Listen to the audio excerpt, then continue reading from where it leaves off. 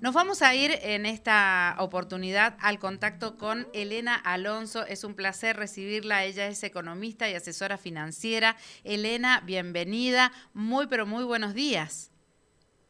Hola Victoria, Agustina, ¿cómo están?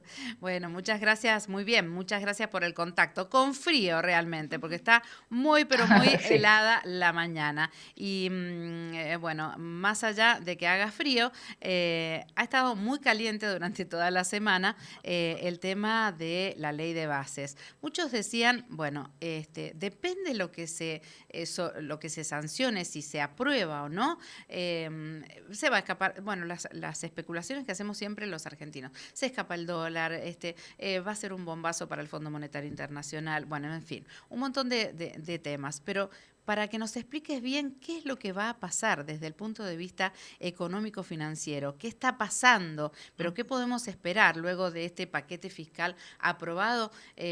Por eso te consultamos y por supuesto estamos muy atentos a todo lo que nos vas a compartir. Bueno, creo que ayer estuvo, digamos, interesante la conferencia de prensa que dio Caputo y Bausili, ¿no? El ministro de Economía y el presidente del Banco Central, porque es como que ya hemos terminado como una primer fase, ellos nombran así, ¿no? Un luego de aprobado ya y definitivo el tema digamos, de la ley base, el paquete fiscal, la reforma laboral, y ahora viene otra fase del gobierno, ¿no? Uno de los objetivos que tenía el gobierno era que el gasto público, ¿no? fuera superior a lo que entra en el Estado, o sea, que hubiera un déficit fiscal cero, y eso se logró, ¿no? Por el ajuste, la motosierra, lo que le queramos llamar. Y por otro lado, tenés, digamos, una segunda etapa que es emisión cero. Digamos, para la persona que está escuchando que no entiende de economía ni nada, es, más allá de imprimir papelitos para recurrir a gastos del Estado, que eso es lo que este gobierno no quiere hacer, hay una emisión monetaria que se da por el pago de los intereses de la deuda que tiene el Estado, ¿no? Porque de algún lado salen esos pesos.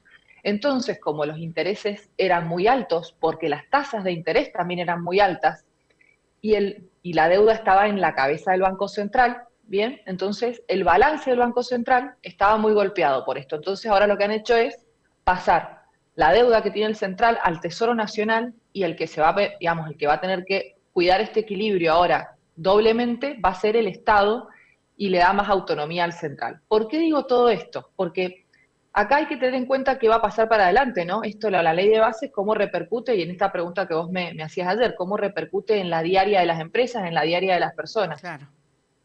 Si esto sigue así, o sea, si esto funciona, ¿no? Como quiere el gobierno, vamos a tener un escenario con más certezas en cuanto a tipo de cambio, porque al no haber, digamos, al controlar el stock de pesos, la cantidad de pesos que está dando vueltas y no emitir más, ¿no?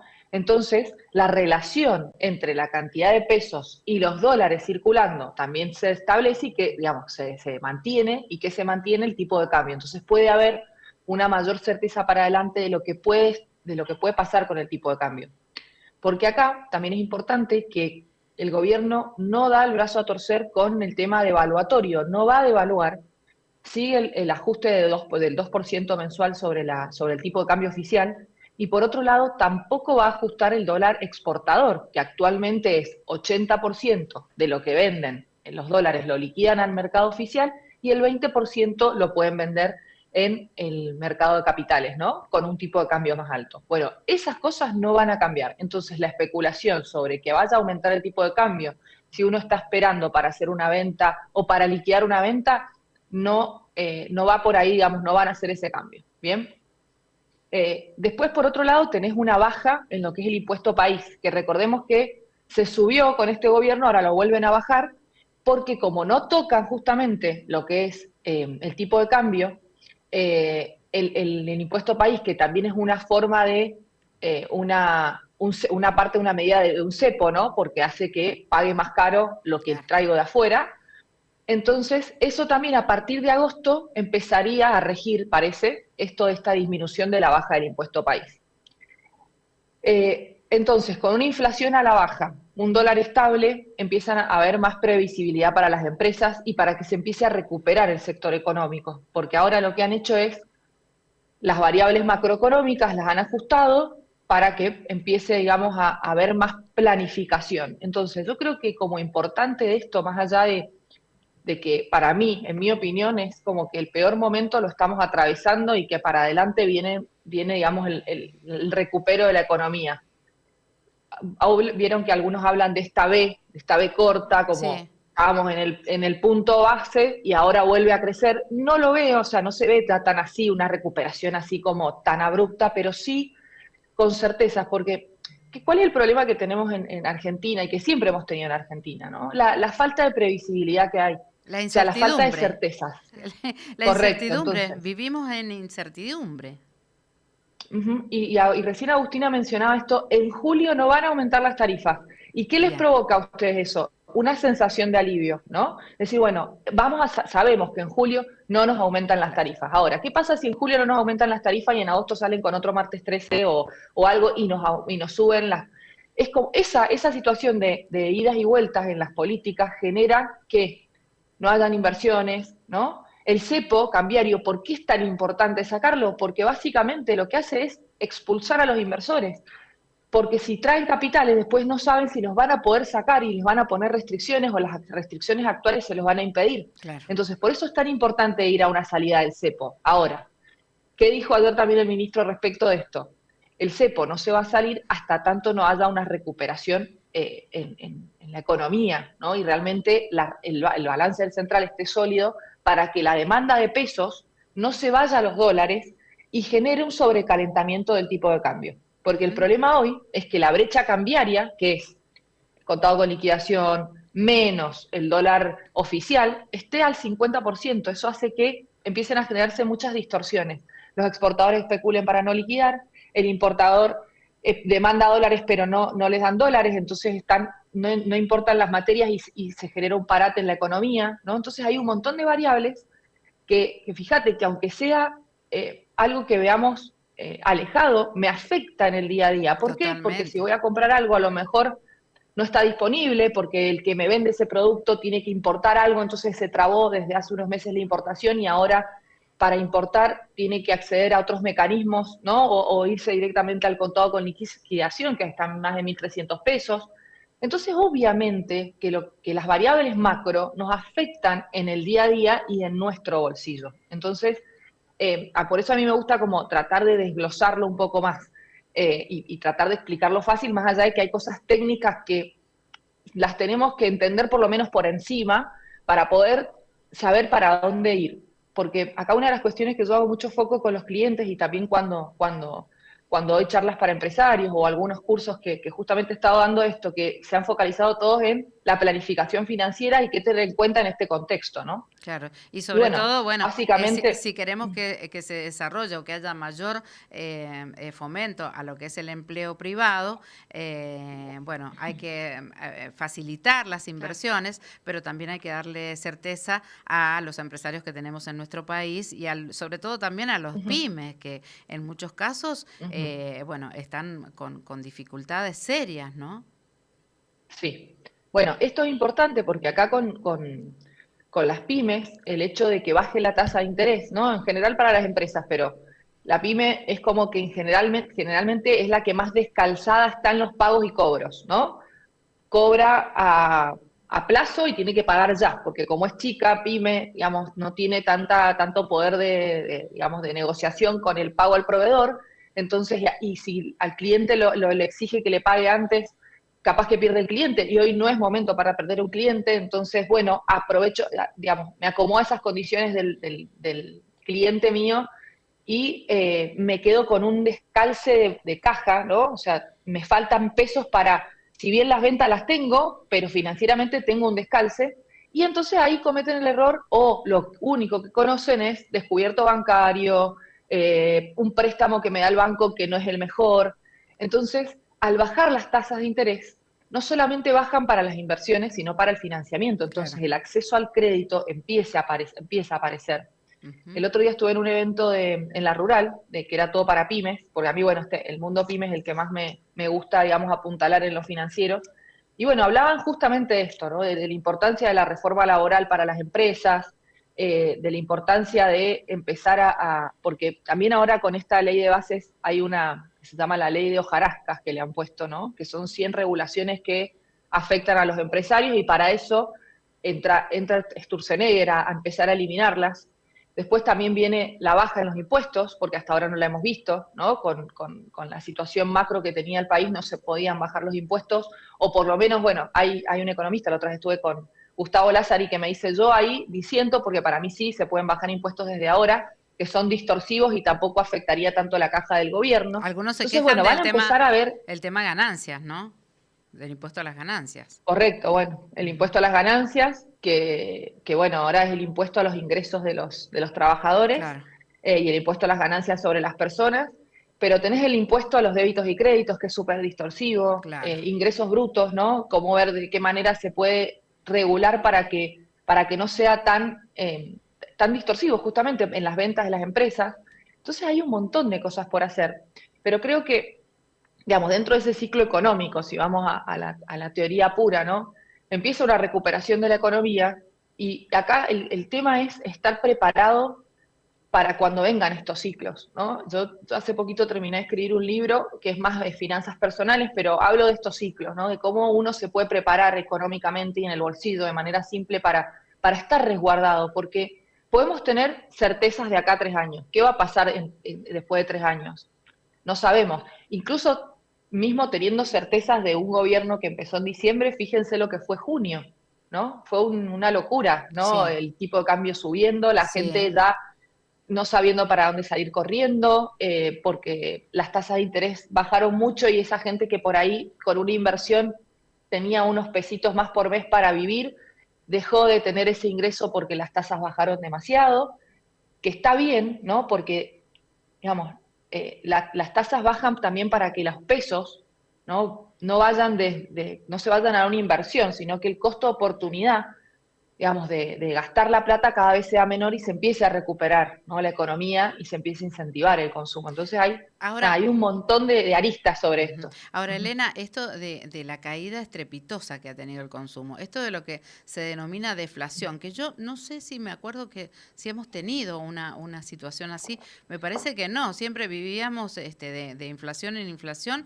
y viva la pepa, pero digo, esto de la deflación también deja heridos.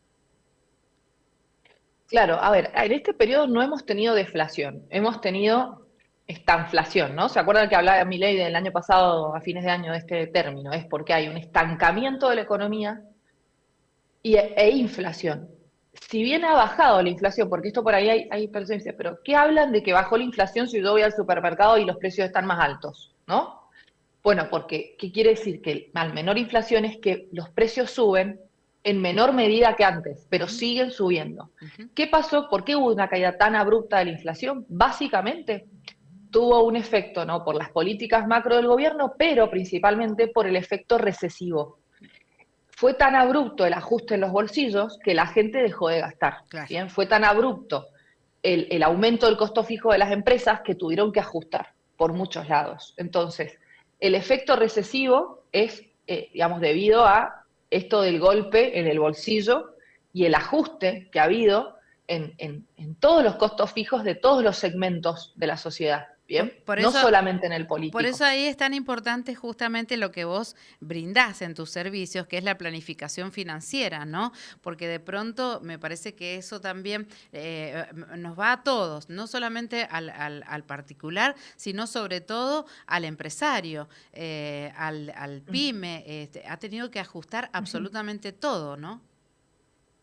Sí, y acá yo siempre les hago un llamado, no de atención, sino como algo para que sea introspectivo dentro de las empresas, pero no que no se quede en el pensamiento, sino que lo lleven a la acción. Yo les pregunto, bueno, sí, hay mucha inflación, bueno, ¿cuál fue la inflación, no? No es inflación, porque en términos de una empresa es el aumento de costos fijos. Claro. ¿Cuál fue el aumento de tus costos fijos porcentualmente? En las empresas más que tienen un departamento de finanzas, que están más acomodadas, seguramente tienen este dato, algunas veces no, yo me sorprendo a veces con esta falta de previsión financiera, porque no tenemos tiempo porque tenemos que estar manejando un montón de variables, es una crítica. Y en las empresas pymes, es decir, bueno, ¿cuántos son tus costos fijos? Cric, cric, nadie sabe, no saben cuántos son sus costos fijos. Entonces, ¿cómo estás proyectando tus ventas, digamos, el valor de la venta de tu producto, de tu servicio? Ah, porque lo margino con un 20. y te alcanza ese 20 para cubrir tus costos fijos, y sí, pero la competencia, entonces por ahí tenés que darte vuelta y empezar a ajustar. Entonces es importante tener el valor del costo fijo de tu empresa todos los meses, que es muy fácil tenerlo para saberlo, ¿no? Alquileres, impuestos, sueldos, impuestos, o sea, 931, todo lo que sí o sí tenés que pagar. ¿Y cuánto fue la variación mes a mes? Que es muy diferente al 25 de enero, al 4 de mayo, o sea, de la inflación general, ¿no? Entonces, a veces la proyección que yo hago se puede basar en un índice que lo comunica el relevamiento de expectativas del mercado, que yo puedo saber a cuánto se espera que esté la inflación de acá a diciembre, pero a lo mejor mi inflación es totalmente diferente porque está compuesta por diferentes cuestiones. Porque la inflación se calcula con una canasta básica. Es totalmente, digamos, si bien es un indicador justamente, pero no me representa los costos fijos que yo tengo, ni en mi estructura familiar quizás, ni en mi empresa. Entonces, a calcular los costos fijos y a saber cuánto es ese aumento que yo he tenido, y también para poder proyectar para adelante. Entonces, sí o sí, tener un flujo de fondos proyectado, ¿bien? Donde yo pueda proyectar, ya tengo los contratos de alquileres, ya sé, bueno, más o menos cuánto podría pagar de servicios públicos, y hacer una estimación para adelante. Entonces, tengo más certezas también, porque a veces creo que, si bien el contexto político, económico en Argentina es complejo siempre, y la verdad es que la cabeza nuestra le ocupa mucho tiempo lo financiero, Ajá, sí, es pero verdad. también hay una falta de, digamos, de organización y planificación propia, ¿no? Y acá lo veo en las familias, en las personas, con sus finanzas personales, y también lo veo en el segmento empresas con el que trabajo mucho, Ujú. eh, Qué donde notable, ¿no? Ujú. Sí, esta educación financiera no es solamente para la persona que guarda los pesos, o que hace solo plazo fijo. También, digamos, es para la empresa que no sabe ni cuántos son sus costos, ni puede proyectar sobre esto. Entonces, más allá de la falta de certezas a nivel macro, tampoco tengo números firmes dentro de mi empresa. Entonces, seguramente alguien que esté escuchando dirá, esto lo tengo, no lo tengo. Bueno, es un momento para empezar a hacer eso, ¿no? Nunca es tarde, siempre estamos a tiempo para arreglar las cosas. Entonces, sentarse, y acá yo lo que siempre les recomiendo es, uy, pero no tengo tiempo, bueno, pero seteate como una reunión, una vez por semana, 2 horas, y mirá los números, y acomodar los números. Y empezar, digamos, si hay alguien que pueda asistirte en esto, que pueda armar las planillas y todo, pero sí o sí mirar los números internos de la empresa, porque si estamos siempre mirando la macro, la inflación, el tipo de cambio, sí, está bien, tenemos que conocerlo, pero sí, si los números adentro no lo sabemos, estamos re complicados, ¿no? Sí, Perdidos. además que a veces los números de afuera no reflejan, como vos mencionás, la realidad de adentro, y a veces la inflación o las medidas de los indicadores de inflación, por ejemplo, son totalmente opuestos o no reflejan lo que pasa. No sé, vos recién mencionaste 931. Hace 1 o 2 meses muchas empresas se vieron obligadas con una triplicación del 931 de sus empleados, y eso no se reflejó en la inflación, que hoy dice que es del 4%. Digo, como que uno tiene que conocer que también todo lo que ocurre o dicen o hacen no es tan específicamente. Los indicadores también son números que uno puede ir modificando, manipulando. Digo, entonces está bueno conocer lo que se dice o los números que salen, y también la realidad específica y Interna de la interna de empresa. cada cosa. Y Ujú. lo que nos pasa, porque vos también mencionabas recién lo de la familia, así, lo que nos pasa cuando vamos hoy al supermercado. Lo cierto es que no sé, en un año hemos tenido una diferencia muy grande. A lo mejor el año pasado teníamos mucha inflación, pero actualización de los salarios bastante seguido. Hoy tenés inflación con actualización de los salarios que han caído y que han quedado. Entonces, eso hace que se modifique la realidad, y que, como vos bien digas, tenemos que saber o tener conocimiento financiero como para poder hacerle frente a la realidad y poder tratar de vivir lo mejor posible. Es que es así, en las familias, yo por eso, digamos, más allá de ser asesora de empresas, empecé a hacer educación financiera personal, porque vi mucho la necesidad en esto, porque Claro. me gusta mucho, creo que es súper necesario. Pero la realidad es que decir, bueno, hay muchas familias que son muy ordenadas, pero la mayoría pasa esto, no es el reflejo, es el fiel reflejo que, digamos, que vemos en Argentina por ahí. pero no es una crítica, porque también me gusta esta mirada de decir, bueno, en otros países capaz que tampoco digamos, no tienen tanta educación financiera, pero no se nota porque tampoco es tan problemático, digamos, no No, hay, no hay no tantas, están tan claro, convulsionados como nosotros. es que, claro, totalmente o sea, son tan estables que si la persona hace o no hace, nosotros tenemos que, no podemos no estar al tanto de las tasas de interés, no Claro. podemos seguir haciendo plazo fijo cuando me pagan el 32 No, y una claro. letra del Tesoro me paga 50, hasta 70% llegaron la semana pasada las letras de capitalización, que es como hacer un plazo fijo y encima las puedo vender. Este instrumento también lo usan las empresas. Entonces, el empresario, o sea, el empresario está empapado de todo esto porque tiene que ir jugando todo el tiempo con lo financiero, ¿no? Hacer esto, ahora hacerlo, y cambian todas las semanas las cuestiones, y es así.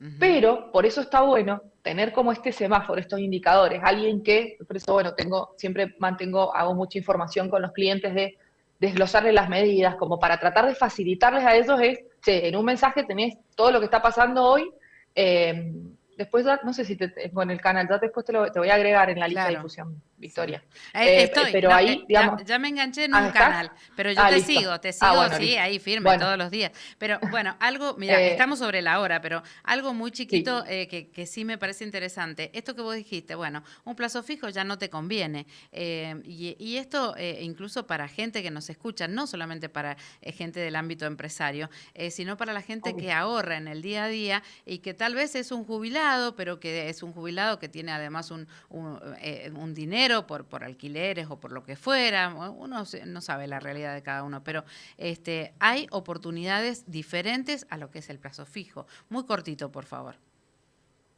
Eh, Cuenta comitente o cuenta de inversiones, en vez de renovar el plazo fijo, la transfieren ahí y eligen una LECAP, que es una letra de capitalización, tiene un nombre espantoso, pero hagan de cuenta que es un plazo fijo que lo pueden vender y salirse cuando quieran. Claramente entran a un precio y si se lo dejan hasta el final les asegura tasas entre el 45 y el 70% y puede optimizar ese flujo de pesos. Si hablo en pesos, solo en corto plazo. Cuando me voy más, y corto plazo me refiero, no sé, 3 meses, como mucho. Si me voy de 3 meses para adelante, tengo que estar en un activo que esté atado al dólar, ¿no? Para estar tranquilo. Entonces, eso es como la recomendación general y cortita que les puedo dejar. Uh-huh. Y bueno, por último, esto de planificar financieramente. Me encanta que, bueno, has sido una militante en ese sentido y me parece interesante justamente seguirte. Muy cortito también sobre eso y contanos cómo te seguimos. Bueno, planificar financieramente, lo primero que hay que hacer es ver los números, aunque a veces genere rechazo o miedo, ver los números de uno o de la empresa es cuánto gasto, cuántos gastos fijos y variables tengo, cuáles son mis ingresos o por lo menos promediar para atrás y poder predecir y tener un flujo de fondos y una proyección. Eso como base, ¿no? Para tener objetivos financieros e ir cumpliéndolos. Y es un buen momento para las empresas, que esto no lo nombramos también, de cancelar deudas malas que tomaron el año pasado con tasas más altas que hoy están mucho más bajas. Bien, bien. Y bueno, eso es como resumiendo. Y después, bueno, tengo en elena.financiera mi Instagram, en Emerald Capital, que es el agente de bolsa que tenemos también ahí.